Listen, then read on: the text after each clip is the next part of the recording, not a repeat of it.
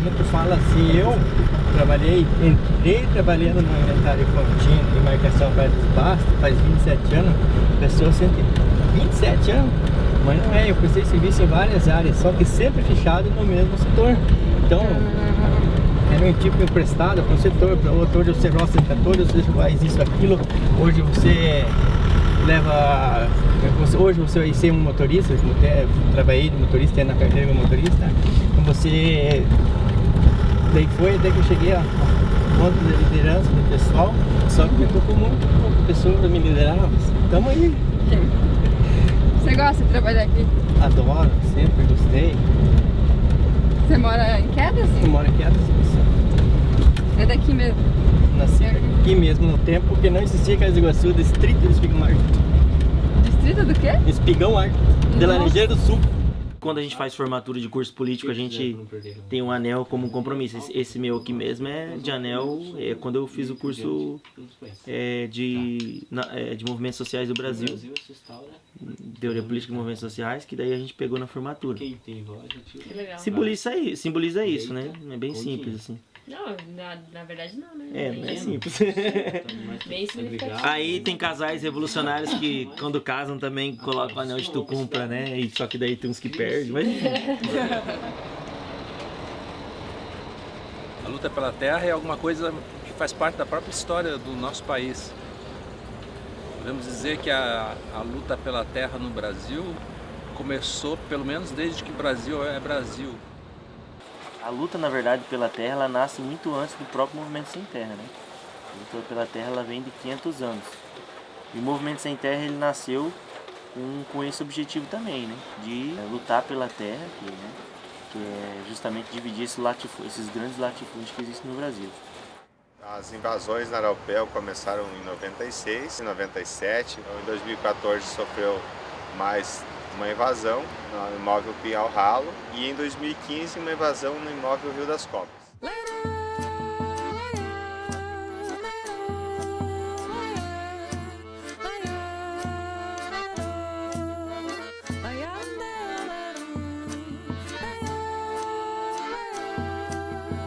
A reforma agrária, né, como diz o termo, queremos fazer uma reforma, isto é, mudar a forma como a terra se encontra distribuída entre as pessoas que vivem no campo. A Araucária está há 43 anos, esse ano faz 44 anos aqui na cidade. Nós temos uma produção desde a muda no viveiro até o produto final, que seria a moldura, né? A primeira ocupação do MST nasce bem antes da sua criação, né? A criação do Movimento Sem Terra foi em 1984, mas as ocupações começaram a ocorrer antes, né? Desde 79, 80. A empresa tem hoje 1.200 funcionários aqui na unidade de Quedas e nós temos uma outra unidade em Guarapuava que vai empregar mais 400 pessoas. Então, ao todo, a Araucária vai ter 1.600 empregos diretos e outro tanto desses indiretos. Você vê, em 2011, quando assumimos o Estado, nós tínhamos 5.500 famílias acampadas. Hoje nós chegamos em 2014 a 4.000. E hoje estamos aí, passou de 12 mil, deve estar chegando perto de 15 mil famílias acampadas no estado. Se você pegar pelo número do Brasil, o Brasil tem 120 mil famílias acampadas, significa que mais de 10% está acampada no estado do Paraná. E o Paraná não tem 10% da população brasileira. Então, uma marca da sociedade brasileira, especialmente no meio rural, é o fato de que a terra sempre foi concentrada nas mãos de uma minoria. A empresa chegou a ter 87 mil hectares aqui na região, né? Depois das primeiras apropriações ela passou a 53 mil e em 2003, com a última desapropriação, então ficou com uns 33 mil hectares de área. É assim que está escrito lá no Estatuto da Terra, que a terra deve cumprir sua função social. Caso ela não cumpra a função social, ela pode ser expropriada, ela pode ser utilizada para fins de reforma agrária. Se eu não tivesse entrado no movimento, eu não sei se eu estaria numa universidade hoje. Então foi esse exercício, né, de tentar conhecer mais, para ter mais condição de intervir, de contribuir na luta, que me fez começar a estudar de fato e me desenvolver, né? A empresa, então, é responsável por mais ou menos 40% da economia do município aí, com a geração dos empregos e mais os tributos que ela paga, né?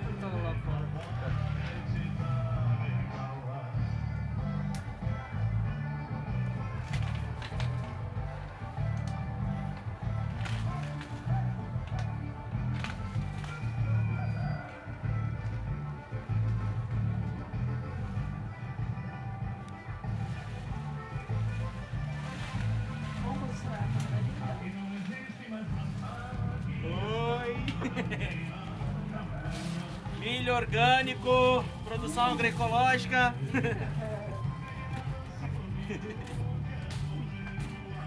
Esse aqui é?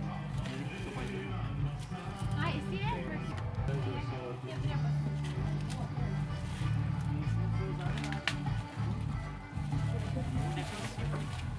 Defensivo. Um agrotóxico. Não, nada a ver. A gene dela, né? Então, orgânico ele é agroecológico, eu não sei, porque semente não pode ser assim. Ué? Semente não pode ser.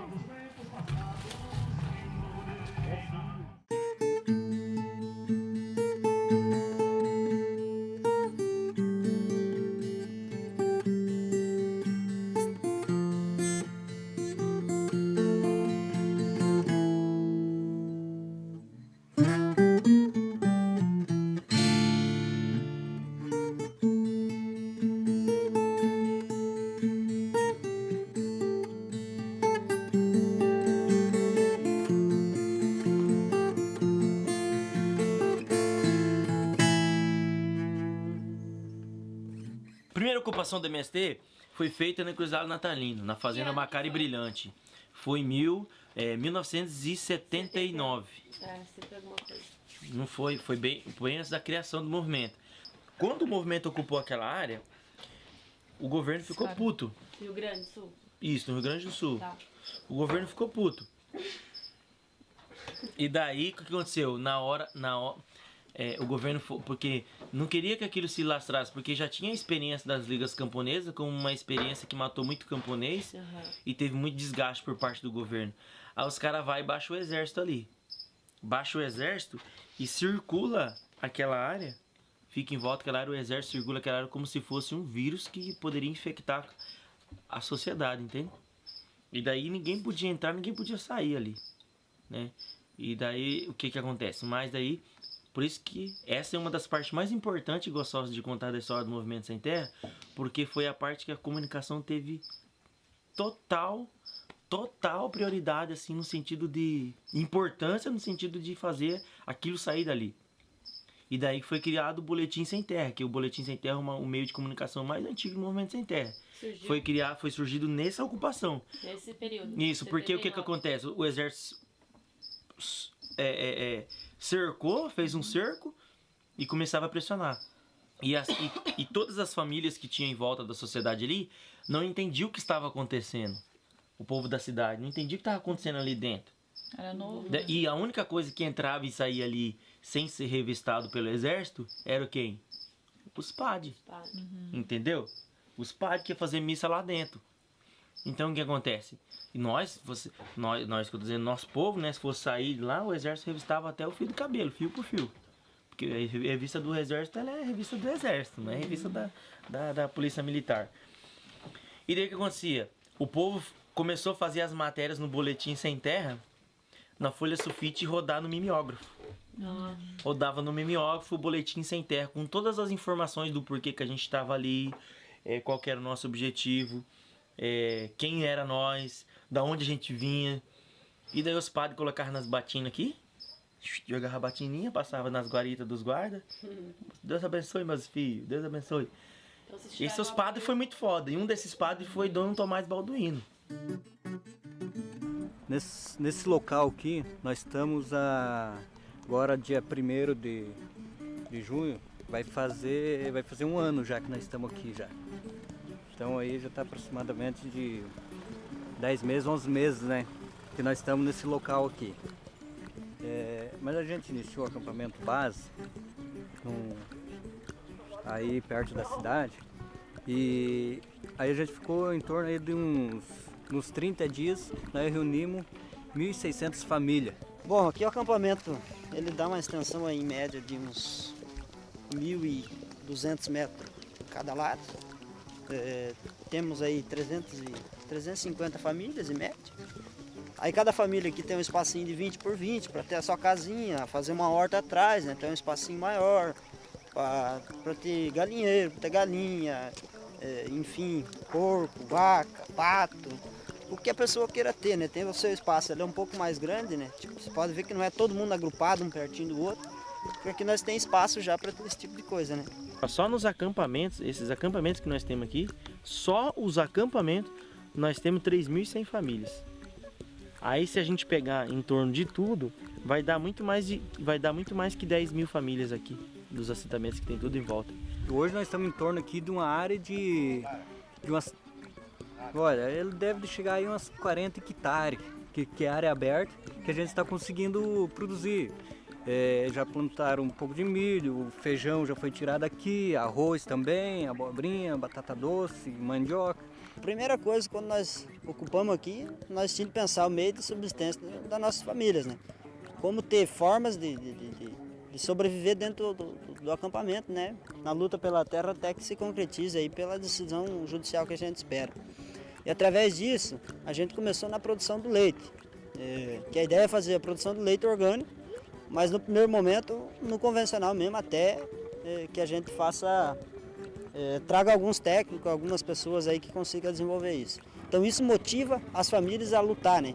A trazer seus animais aqui, porque está garantindo a subsistência da sua família aqui dentro, e é um início para quando sair o assentamento já ter seus próprios animais aí.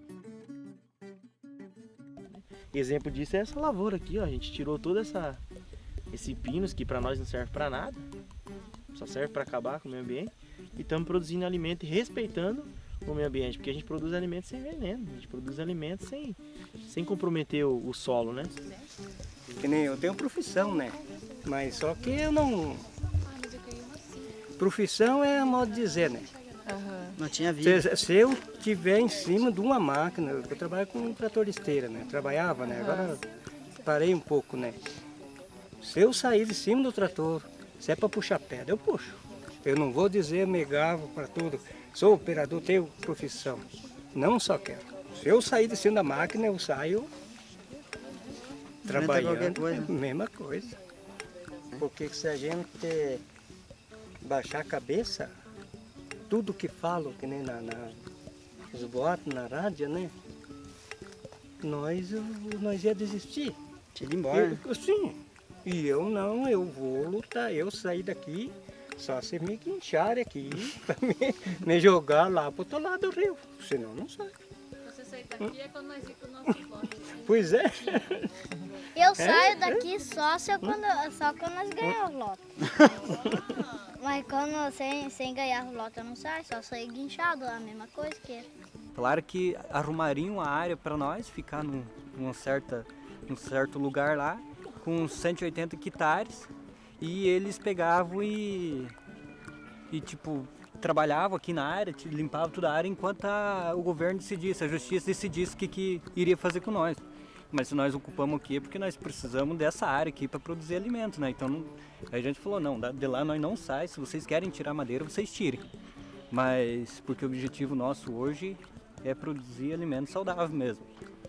Eu fui no debate da universidade, aí teve um velhinho que chegou em mim e falou desse jeito assim: mas esse negócio de agroecologia de vocês não é certo. Eu falei, mas por que, senhor? Porque olha aqui o jeito que é o feijão, né? Porque eu vou lá e compro feijão na cidade, feijão é bonito, grandão. E olha o feijão que eu plantei sem veneno, como é que ficou? Ficou feinho. Eu falei, mas o senhor prefere um bonito envenenado ou um feinho saudável? Dele, se for por esse lado...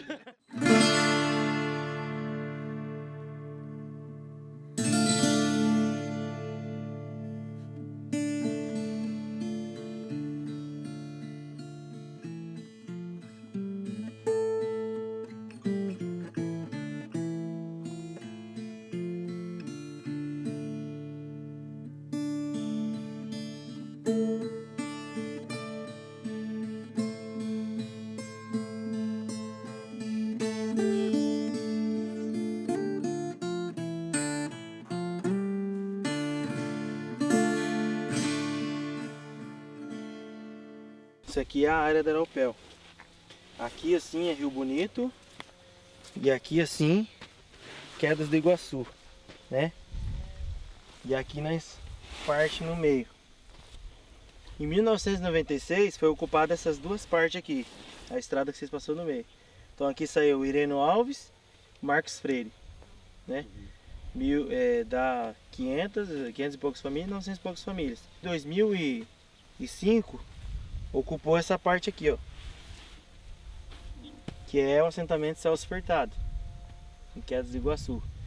Depois de 19 anos, que daí foi o ano passado, 19 anos, os filhos dessa primeira ocupação aqui, é uma história bem bonita, os filhos dessa primeira ocupação, que é os que estão no nosso acampamento agora, ocupou essa parte aqui, que nós estamos agora, o acampamento nosso é aqui. Essa parte aqui essas cercas aqui faz parte desse conflito aí, isso não existia. Ele está sendo construído agora.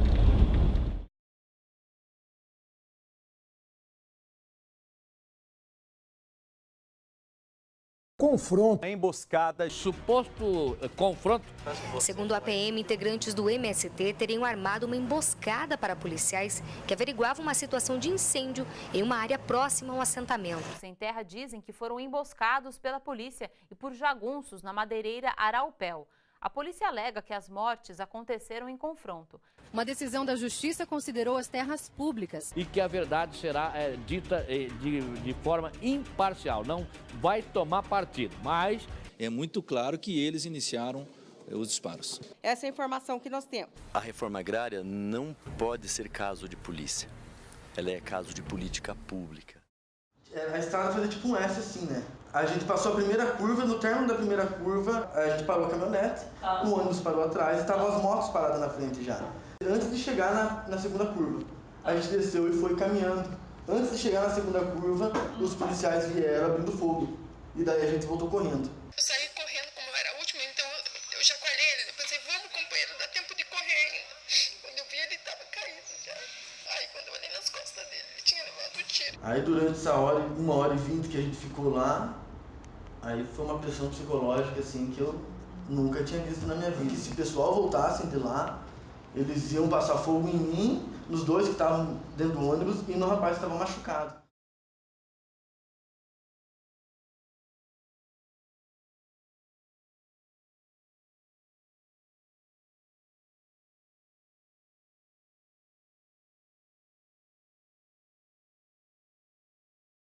Para nós isso foi um fato isolado, porque isso não foi uma política de Estado.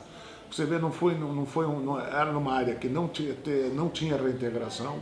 Segundo a Polícia Militar, ela estava dando segurança ao bombeiro que foi apagar o incêndio. Quer dizer, para nós é um fato isolado, tem que esclarecer por que aconteceu, porque também fugiu da nossa informação. Porque sempre quando a polícia estava entrando num lugar ou outro, nós tínhamos a informação. Nesse episódio nós só soubemos depois que ela tinha entrado. Porque o que a mídia hoje está falando, que foi o movimento, os sem terra, que fizeram a emboscada. E não é isso. Nenhuma mídia foi no local lá filmar isso. Eles não foram ver como que se deu a cena do crime lá, para eles estar distorcendo, né? Olha, eu vou te falar uma coisa para você desde a época de faculdade. A gente vê nos professores com a questão da ética, que o jornalista tem que ser muito ético e tal, mas no campo de trabalho é muito difícil. Essa elite política brasileira, ela é ao mesmo tempo uma elite proprietária rural, né? Para isso já tem estudos feitos no Brasil que mostram que boa parte dos políticos brasileiros são grandes proprietários de terra.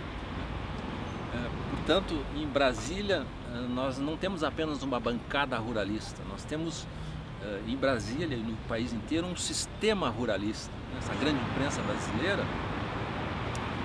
ela também é grande proprietária de terras. Bom, a terra, na verdade, ela é tudo, né? A luta pela terra, ela é histórica, né? Porque, de fato, quando o povo tem a posse da terra nas mãos, o povo consegue produzir, além de comida, produzir cultura, produzir vida.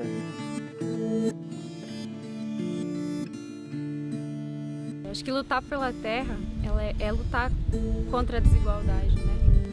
A luta pela terra, independente de raça, cor, etnia, é de todo mundo.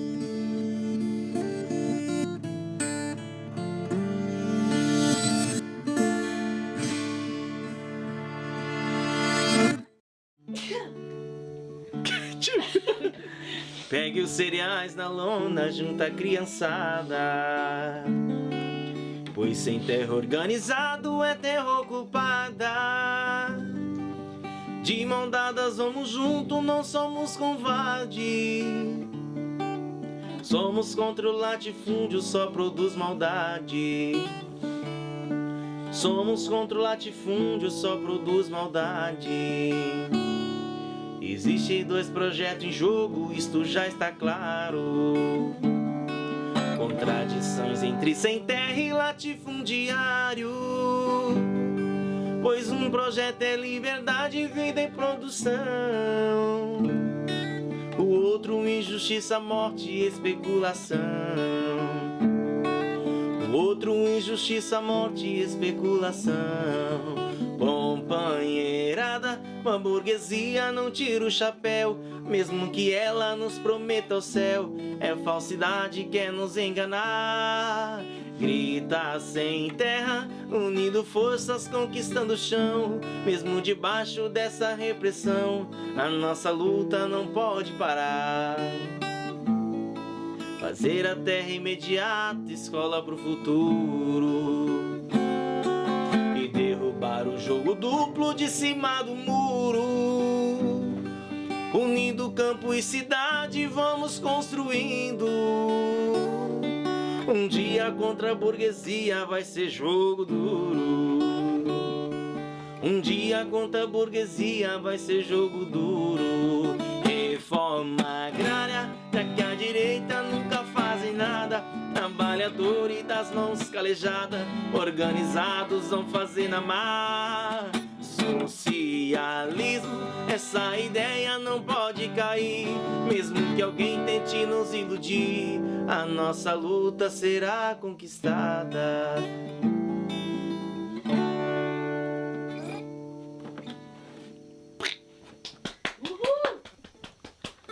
Essa música é boa, né, bicho? Música de mística.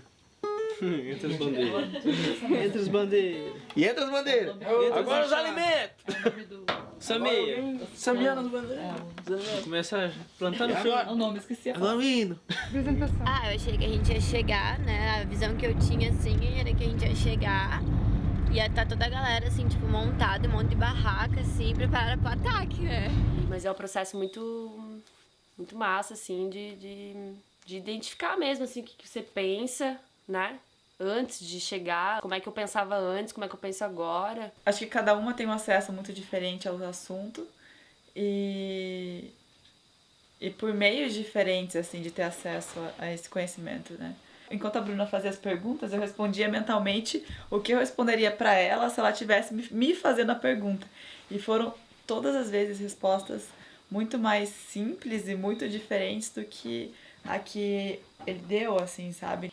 E a gente chega aqui e vê que as coisas são bem diferentes. Então começa a pensar como é complicado essa questão do jornalismo, de você querer falar sobre realidades que você não conhece nem um pouco, sabe?